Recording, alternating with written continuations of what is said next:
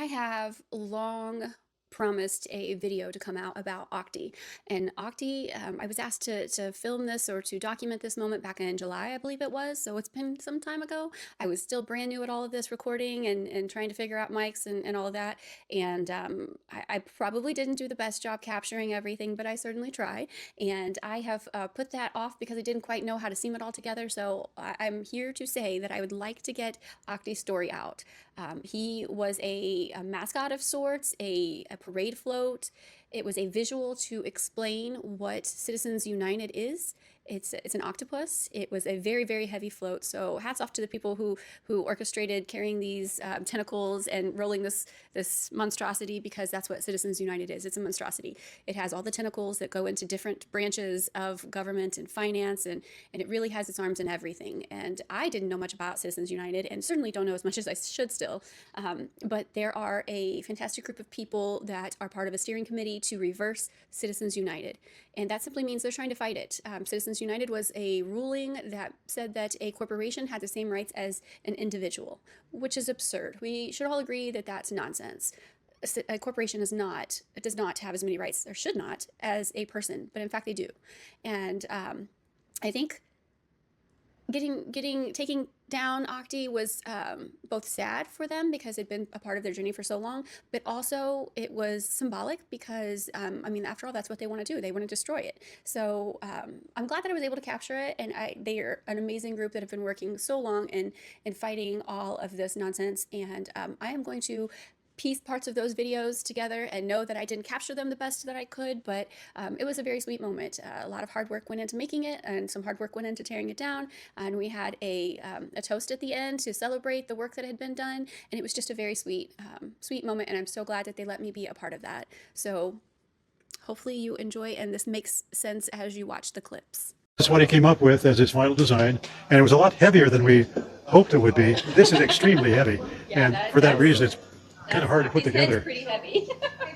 But the arms make quite an impressive spread when it's all assembled. That huge head and his arms, it was irresistible to kids in the parade. They just couldn't get enough of Octi. So what does Octi represent? Well, Octi, I'll tell you the story. Okay. In 1901, Frank Norris, a novelist, wrote a novel called The Octopus, which was the story of conflict about property between the railroads in the late 1800s and the farm settlers in California, in the San Joaquin Valley. And the conflict over property came to a climax in a shootout between the two sides that killed 18 people. And the case went to court, and the court decided in favor of the railroad. And this was the basis of Norris's novel, The Octopus. And the octopus was his symbol of brutal corporate power, railroad power. Okay. That's why you call it the octopus. And that's where we got the title, because for us, the octopus is excessive corporate power created largely by the courts, by Supreme Court decisions, including some completely phony decisions, one called Santa Clara v. Southern Pacific, completely phony, establishing the concept of corporate personhood, which concept enables the courts, the corporations to claim all of the constitutional protections that real people have.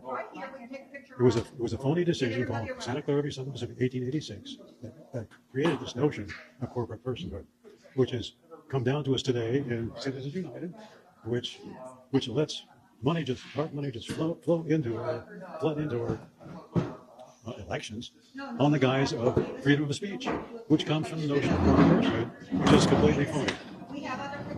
Also, if corporations were persons, they would run into the 13th Amendment, because the 13th Amendment forbids something called slavery, which is defined as ownership of a person by another. And what else is a corporation? It's something owned by other persons, right? So this is something that's not often appreciated, that it runs afoul, actually, of the 13th Amendment of the Constitution. People don't, it just doesn't register with them, though. If you point it out to a constitutional lawyer, you say, oh, yeah, that would be a problem, wouldn't it? But most of them, they just haven't thought of it that way. Now, in case you want some notes on this, there you go. I'm learning. I appreciate it. Okay, there you go. So Octi's been involved in a lot of parades and such to Several try to parades. teach people about the tentacles of corporations. That's right. And the first time it appeared in a parade, it won the prize, the grand prize. That's awesome. And that's it. That's the prize.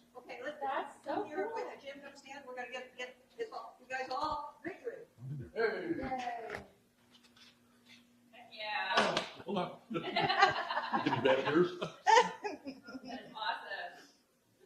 Is that all right? Okay. No, we're not saving these. No. Somebody wants it. I don't think I really need this, do I? No. You had my What story. was your name, sir? My name is Jim Allison. Okay. Thank you so much for helping me understand a little bit more. I know of Citizens United, but it's good to learn more. Yeah. I'm glad you guys are trying to teach people. It's amazing. That's amazing. Love you. Bye-bye. Do you want to say anything about Octi before he goes? Are you going to be sad? All right. I'm not going to be sad. If we don't get rid of this corporate personhood, we're all going to be like this. Yeah, for So sure. it's him or us. That's right. Sadly. That's right. No, he can go right back into his hidey hole. And we're not against business. That's great. Yeah. We're against corporate power ruining public discourse. Absolutely. And we're against his little reaching into education, into labor, into healthcare, into the environment, into politics, into policy, governmental policy. It's pathetic. Yeah. So, no. And I think one of the things that he did was he brought a lot of groups from Bloomington together. Yeah. Because we had people from Medicare for All that held the tentacle into healthcare. We had people from unions, the communication union, that were holding the tentacle, into labor. We had ICPE, the Indiana Coalition for Public Education, holding the tentacle for education. So it was a really good way in media.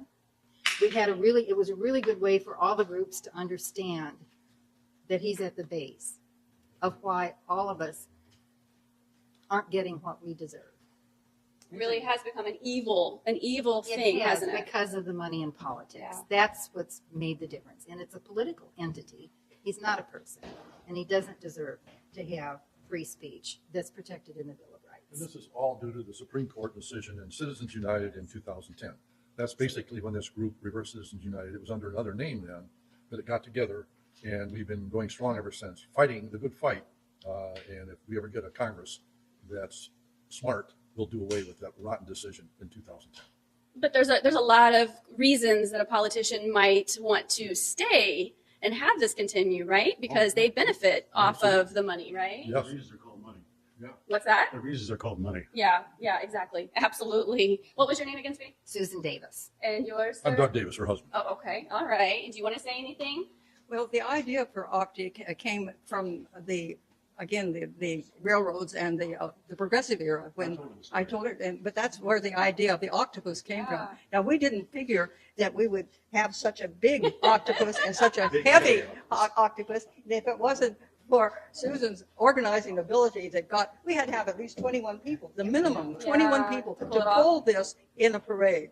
And pull it, and then have the tentacles to be waving with those blue hands, and so it was a major operation to do this. But it was attention getting, and we were trying to draw attention to this dark money effect on our politics. And this is why the politicians are bought. It's with this dark money, and it was the Supreme Court that declared corporations persons, and those corporation persons had Bill of Rights, and therefore you couldn't regulate the amount of money they put in politics. And this is what we've got we've got now, this democracy being grifted away from us. And so I'm sad to see Octi go, because Octi was a way for us to reach out to the public on the civic day of the year, the 4th of July, that citizens had to fight back against this dark money in politics. We were calling this occasion a farewell to 8 arms. Thanks to Hemingway. It really does sound absurd when you see what it represents, because it's so obvious. It's so obvious when you show a representation like that and you really tell the true story about it, and to think that corporations have the same rights as a person. When you say it like that, it sounds absurd. Yet it exists. And a lot of people don't know and don't understand that. I didn't know until not too long ago, Yeah, the play with words, the play with ideas, the twisting of the meaning of the Constitution and the Bill of Rights. But our hope now is with the Rural Summit, and this is going to the people, talking directly to the people, and forget about the dark money buying TV time, buying politicians. We'll talk to each other, and we still have the vote. We got to really fight for it. Yeah, yeah. And we understand, power is, organized money and organized people. So this Octi represents that organized money, but the organized people we know is what is more powerful, and it is our vote. And when we talk about even resistance, our vote is a form of resistance. It's where we do a hard no to where the direction is going.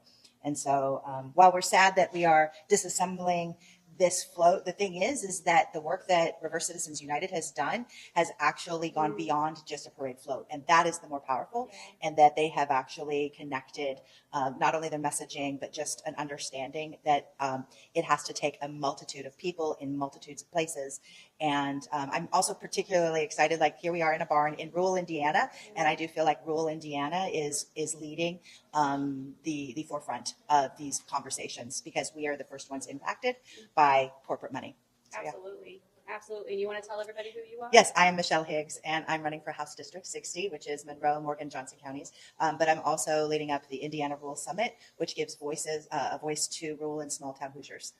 So, yes. We definitely need the representation, because these career politicians really don't understand the effects of the policy that's happening right now on rural America. They really don't get it. And so we definitely need some people who are brave enough to go in there and the grassroots efforts and actually making some change that's not worried about the fame and not worried about the money and all that. So I appreciate what you guys are doing. And you used to hold a position too, ma'am, didn't you? You want to tell everybody who you are? Tommy Allison. I was mayor of the city of Bloomington from 1983 to 1995. That's amazing. That's amazing. And you're still fighting the good fight to this day, right? Same motivation is to have people be the ones that you serve, and that the people are represented by the representatives. And that means all the people, not just some of the people.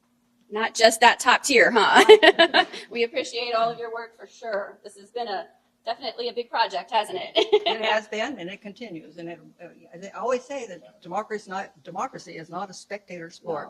No, and it's not. too many people have felt that it's somebody else's job, but it's we the people. Yeah, absolutely. And we just need people that have the heart to want to make change. I'm trying to encourage anybody who thinks that they could potentially run and think that maybe they're not smart enough or maybe they don't understand enough, that it really just takes a good heart and a willingness to learn and to connect with people, and they could fill those positions and truly make some policy change. So Just connect. yep, just connect, just be willing. Thank you so much. We appreciate all your guys' work with Octi. We're sad to see them go.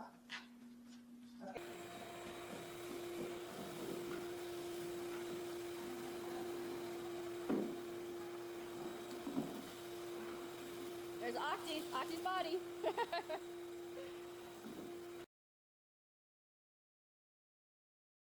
I have a toast to the glorious post of Octi. Yeah, do it.